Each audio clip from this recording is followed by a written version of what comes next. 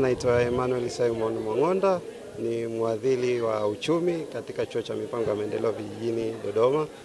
Na leo tulikuwa na nafasi ya kufanya mazungumzo na wenzetu kutoka Chuo cha Kilimo kutoka nchini China katika kuangalia namna gani ambapo tunaweza kufanya mabadiliko ya maisha ya wananchi wetu wa vijijini na kwa kulinganisha na wenzetu walichokifanya kutoka China ili kuweza kuleta maendeleo, hasa ukilinganisha na nia ya nchi ya kuweza kufikia uchumi wa kati kwa mwaka 2050.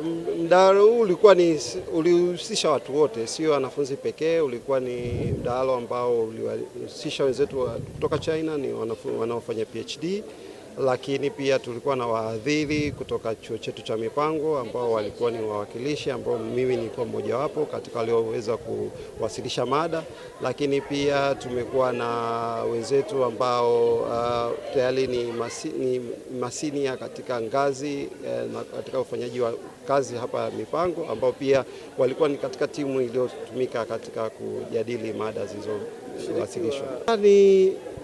Mada kama hizi ni za msingi kwa sababu tunapozungumza mara nyingi katika darasani tunatumia nadharia, lakini tunapoleta midahalo kama hii, maana yake ni kwamba tunajaribu kuhusanisha maisha ya uhalisia na kile tunachojifunza darasani. Tunaangalia zile nadharia, theories tulizozisoma darasani, lakini tunaangalia na kitu tulichokifanya, tunaangalia sera.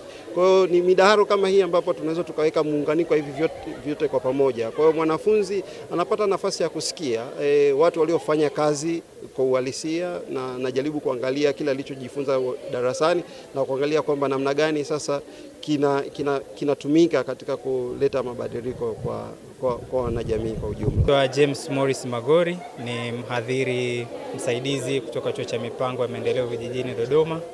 Nimekuwa wakati ya mmoja wa wawasilishaji mada katika kongamano letu la leo au katika round table yetu ya leo.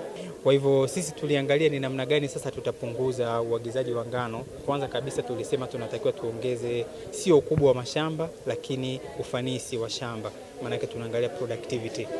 My name is Pengfei Li, a PhD student in China Agricultural University, and the major is the sole source corporation, and I'm interested in that. And we also conduct the China and the Tanzania cooperation systems from 2011. It's 10 years, almost 15 years, starting from the maize production, and now it's the soybean production.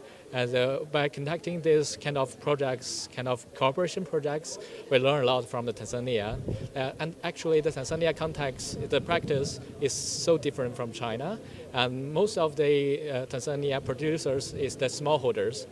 But nowadays, China maybe more the smallholders and more companies including in this agriculture in production. But Tanzania is mainly focused on the smallholders. So this is the difference. So we have to use different ways to promote smallholders, farmers coming to these projects to contribute to the agriculture productivities.